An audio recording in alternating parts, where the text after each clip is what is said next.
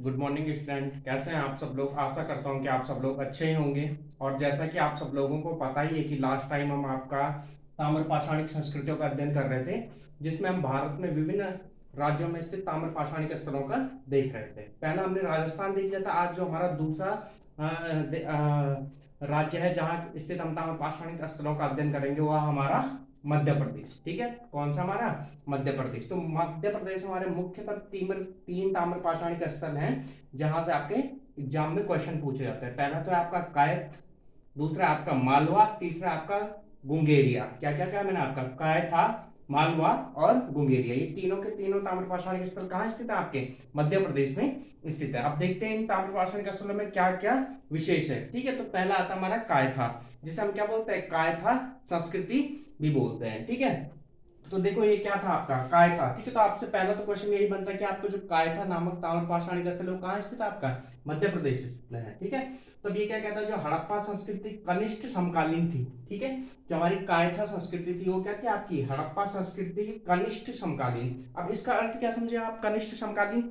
तो देखिए अभी जब मैं आपको क्या पढ़ाऊंगा, हड़प्पा संस्कृति पढ़ाऊंगा, तो मैं आपको उसके बाद क्या बताऊंगा, भारत में जब हड़प्पा संस्कृति समाप्त हुई तो उसके तुरंत बाद क्या हो गया था, आपका ग्रामीण सभ्यता नहीं आई थी, बल्कि कुछ समय तक क्या चलती रही, जो हमारी हड़प्पा संस्कृति थी उसी के लोग इधर उधर जाकर बस गए और एक जो ताम्र पाषाणिक संस्कृति विकसित हुई। तो कनिष्ठ मतलब छोटी। तो जो ये हमारी क्या थी, हड़प्पा संस्कृति की कनिष्ठ समकालीन थी। इसका अर्थ क्या हुआ, जो कायथा संस्कृति थी वो हड़प्पा संस्कृति के बाद आई। ठीक है, अभी मैं आपको समझाऊंगा जब हमारा क्या आ जाएगा, ये हड़प्पा संस्कृति पढ़ेंगे उसके बाद बताऊंगा कि भारत में किस तरीके का युग चला। ठीक है, तो अभी आप ये समझ लीजिए। ठीक है, तो क्या थी, जो कायस्थ संस्कृति थी वो क्या थी, आपकी हड़प्पा संस्कृति की कनिष्ठ समकालीन थी। अगर आपसे पूछा जाता है कि हड़प्पा संस्कृति की कनिष्ठ समकालीन संस्कृति किसे कहा जाता है, तो कौन सी आपकी कायस्थ संस्कृति होगी। ठीक है, अच्छा आप देखो और क्या था आपका जो कायथा।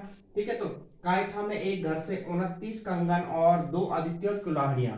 ठीक है, 2 अद्वितीय कुल्हाड़ियां और कार्नेलियन कीमती पत्थर के बने हुए हार प्राप्त हुए। ठीक है, क्या क्या प्राप्त हुए हमें कायथा से, तांबे के बने हुए 29 कंगन, तांबे की बनी हुई 2 कुल्हाड़ियां और कार्नेलियन पत्थर होता है, कीमती पत्थर है, इसके बने हुए हार प्राप्त हुए हैं। ठीक है, तो आपसे अगर क्वेश्चन पूछा जाता है कि तांबे की बनी हुई कुल्हाड़ियां और कंगन और एक कार्नेलियन के हार कहाँ से प्राप्त हुए, तो वो भी कहाँ से प्राप्त हुए, आपके कायथा से प्राप्त हुए थे। ठीक है, जो तीसरी चीज देखने को मिलती है हमें कायथा में वो क्या, हमारे इसके मृदु भांडों में प्राक हड़प्पाई लक्षण है, परंतु साथ ही साथ हड़प्पाई प्रभाव भी दिखाई देता है।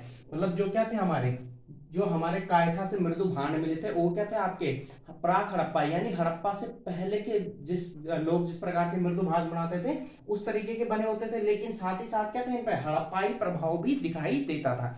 मैंने क्या कहा आपको, जो कायथा संस्कृति हमारी, ये हड़प्पा संस्कृति जब समाप्त होगी तो उसके बाद विकसित हुई। अब तो यहाँ क्या थे, आपके जो हड़प्पा से पहले की संस्कृति थी उसके लक्षण भी थे और हड़प्पा की सांस्कृतिक प्रभाव भी यहाँ के जो क्या होते थे, मिट्टी के बर्तन बने होते थे उनमें देखने को मिलता था। अब अगली चीज आती है हमारी, ठीक है, इस क्षेत्र की ताम्र पाषाणिक संस्कृति हड़प्पा संस्कृति की नगरोत्तर अवस्था से प्रभावित है। क्या कहा, हड़प्पा की नगरोत्तर संस्कृति, नगरोत्तर अवस्था से प्रभावित है। तो जैसे मैं आपको पहले ही बता चुका, नगर उत्तर मतलब हड़प्पा संस्कृति थी हमारी, कैसे थी, नगरीय संस्कृति थी।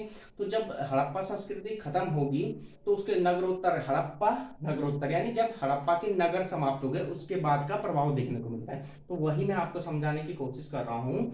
जो हमारी क्या है, ये कायथा संस्कृति है, ये संस्कृति कब की है, जब आपकी हड़प्पा संस्कृति समाप्त हो गई थी उसके बाद देखने को मिलता है। अभी आपको और सब डिटेल में समझ में आएगा जब हम हड़प्पा संस्कृति बताऊंगा, जब हड़प्पा संस्कृति का अंत आ जाएगा तो उसके बाद मैं बताऊंगा कि भारत में क्या क्या भू राजनीतिक परिवर्तन हुए, तो उसी के अंतर्गत हमको क्या मिलेगा, आपकी कायथा ताम्र पाषाणिक संस्कृति देखने को मिलेगी। अब अगला क्षेत्र आता है हमारा, क्या आता है, मालवा। ठीक है, तो मालवा नामक ताम्र पाषाणिक स्थल या क्षेत्र कहाँ स्थित है, आपका कहाँ स्थित है, आपका मध्य प्रदेश में स्थित है। अब यहाँ से क्या क्या हुआ था हमारा, ठीक है, मालवा से हमें क्या मिलती है, 40 बस्तियां देखने को मिलती है, जो क्या थी, आपकी अत्यंत छोटी छोटी बस्तियां थी। तो अगर आपसे पूछता है कि जो हमें 40 छोटी छोटी बस्तियां मालवा से देखने को मिली हो, किस काल से संबंधित, तो आपके किससे संबंधित होंगे, आपकी ताम्र पाषाणिक संस्कृति से संबंधित होगी। ठीक है, तो इसमें आपका क्या है, कोई फैक्चुअल है, ये सारी चीजें समझने वाली कुछ चीजें नहीं है, आपका फैक्ट में है, जो समझने वाली चीजें थी वो मैं आपको बता चुका हूँ। ठीक है, तो क्या था आपका, जो मालवा से 40 बस्तियां मिली वो क्या थी, आपकी अत्यंत छोटी छोटी थी। तो अब आपसे पूछता है कि जो अत्यंत छोटी छोटी बस्तियां मिली, 40 बस्तियां मिली, वो कहाँ स्थित है आपकी,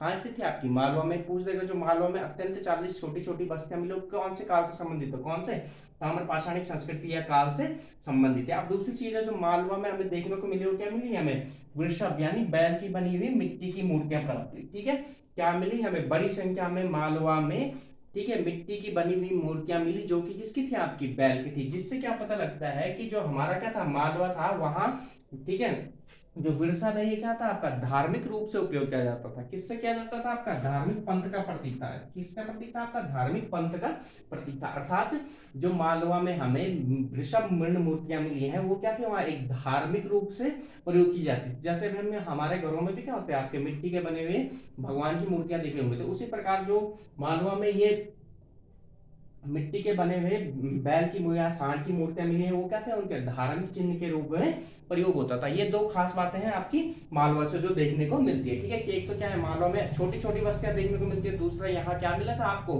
ठीक है, बहुत बड़ी मात्रा में मिट्टी के बने हुए सांड की प्रतिमाएं मिली थी, जो क्या था, उनका धार्मिक प्रतीक था।